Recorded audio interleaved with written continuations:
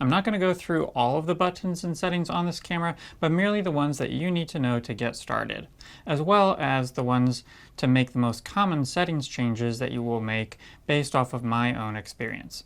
First off, we'll put the top handle on because I use it all of the time in all shooting scenarios unless I'm flying it on a gimbal. Slide it onto the hot shoe from the front, push down on this dial, and then screw it down tightly. Next, plug the communication cord from the top handle into the exterior port. This gets all of your audio to the camera and allows you to use the record button on the top handle. With a battery in the back, open the LCD screen and turn the camera on via the power switch on the other side. Next, tap the menu button and use the joystick to scroll down to the wrench icon on the very bottom. This is where most of your camera functions are. Press the joystick in and scroll down again until you see Movie Format. You have two options. Basically, MP4 files or MOV files. My personal experience is that the MP4 files are the best quality and the easiest to use on any computer and platform, so make sure the movie format is MP4. Go back out to the Other Functions menu and scroll down to the MP4 item. Select that and then select the bitrate resolution. Most times you will want to be on the 24 megabits per second option. After this is selected, you can change the frame rate.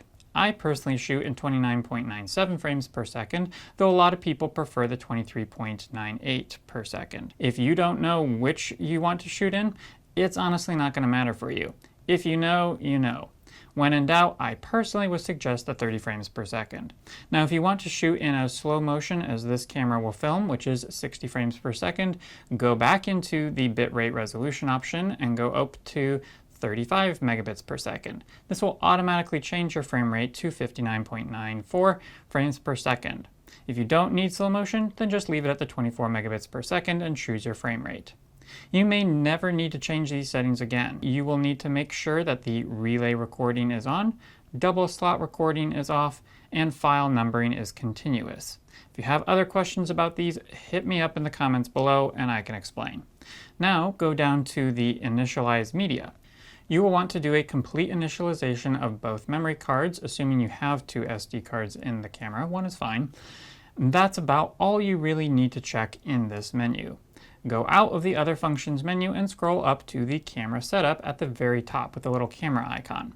I suggest turning your autofocus on continuous. That's the AF menu. Your camera is basically set up for most, if not all, of the recording you will do, and you will rarely, if ever, need to change any of these settings that we've just gone over. The ones I do repeat are initializing the SD cards, which is deleting all the information off of them, and sometimes changing the frame rate to 60 frames per second if I think I might slow down some B-roll. If you do find yourself shooting in slow motion fairly frequently, or 60 frames per second fairly frequently, I have a great video on how to shortcut to this area of the menu with the click of one button and one move on the joystick. So check that out if that is your common shooting style. Now I'll guide you through the camera settings that you will change quite regularly.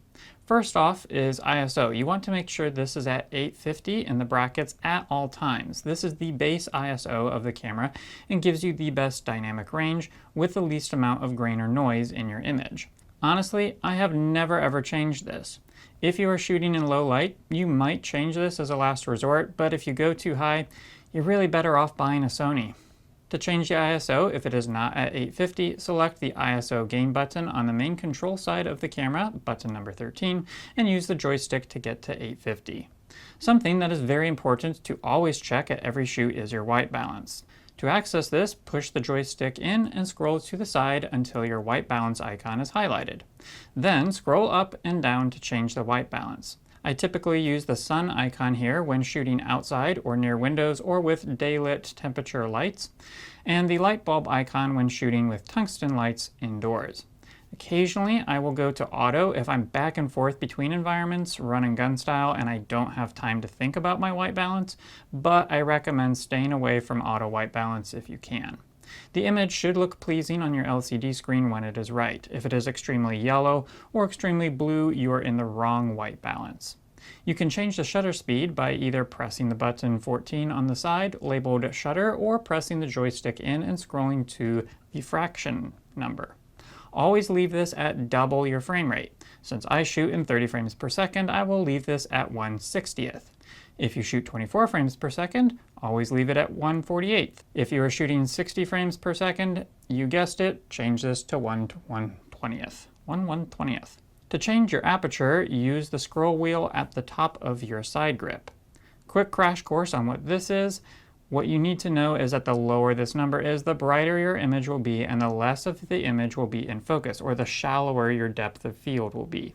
The bigger this number is, the darker your image will be, and the more things at various distances from the camera will be in focus or close to focus. This is one of the main ways you will adjust exposure or brightness of your image, but the main one is the internal ND wheel here at the side.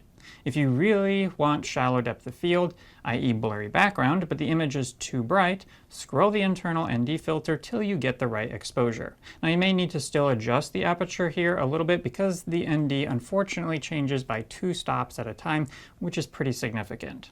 There are 3 places to start and stop recording. Here at the top handle, here at the side grip, and here at the front. I personally have used all 3 many times, so get used to where these are located. Next, let's get to audio. The top handle is where you will control all of your audio. If we open the plastic door, you will have controls for your left channel, channel 1, and your right channel, channel 2. The first switch is either auto or manual control of the volume or gain levels. Depending on how much control you want and what your shooting environment is, you will choose one or the other. Next, you have a line or mic options if you are using external mics. I have always pushed these to the far right, or mic plus 48V. I have never changed this. Finally, and almost most importantly, you have the internal or external audio switch. Basically, do you want the top handle shotgun mic to be the microphone you record from, or are you plugging in different lavalier shotgun mics using the XLR ports on the other side of the top handle? If you are using the top handle, put that channel switch to internal because it's the camera's internal mic. If you're using a different microphone, such as another shotgun or lavalier via the XLR ports, you will need to flip this switch to external on that particular channel's port. Now you can combine the top handle mic, or the internal camera's mic, with one lavalier, for instance, and make one of these internal and the other external. Just make sure that you have the corresponding channel flipped to internal and the other one to external. Finally, the scroll wheel at the top marked 0 to 10 are for manual volume or gain control of each channel. If you are in manual mode with your top switch, you can adjust the microphone level using this wheel. Watch the audio level on the LCD screen and use headphones to really dial in your levels if recording manual audio. You want to make sure these are getting as close to full as possible without peaking out or hitting that red. Speaking of headphones, your headphone jack is here at the back. If you want to plug in an external monitor via HDMI, that happens here. If you are powering the camera via DC power in the wall, that port is here. To access the SD cards, open this little flap in the back here and press the SD card gently. It will partially come out and you can then pull it out directly. If this back door is open, your SD icon on the LCD screen will be red and you will be unable to record. If you remove card A but still have card B inserted and want to record, click the slot select button at the back of the camera. You will see card B light up green on your LCD screen indicating you can now record. Use this slot select button to tell the camera which card is being recorded to. I usually record to card A at first. Weird, I know.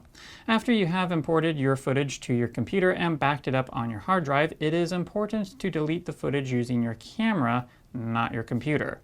Insert the SD card into the back, close the flap, select the menu button, and scroll down to the star icon or the wrench icon and find the Initialize Media and do a complete initialization. Lastly, for some monitoring features. You can turn the display data on and off by pressing this display button on the LCD screen. To get a preview of your image zoomed in, basically to check focus, select the Magnification button, 8 on the control side or 7 on the side grip, and then use the joystick to move around the image. It doesn't zoom in much, but it can help when checking focus. This is only for the display, it will not zoom in on your actual recording. Peaking, or button 9, is a focus assistant feature. Basically, everything in bright pinkish red outline is supposed to be in focus. It isn't perfect, but it's more helpful than not. Zebras, or zebras as my friends across the pond say, button 10 show you what part of the image is overexposed or has very little information in it. Now it's okay to have a little bit of this in your shot, but you don't want massive amounts of zebras here.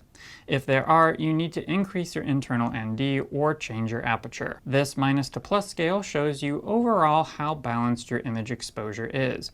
You generally want that in the middle as much as possible, but honestly, you should be exposing for the subject of your shot, not the overall image. Now that's a quick rundown on setting up and using your C100 Mark II. I hope this video was helpful for you because though I won't be seeing you in the next one, you're sure to see me.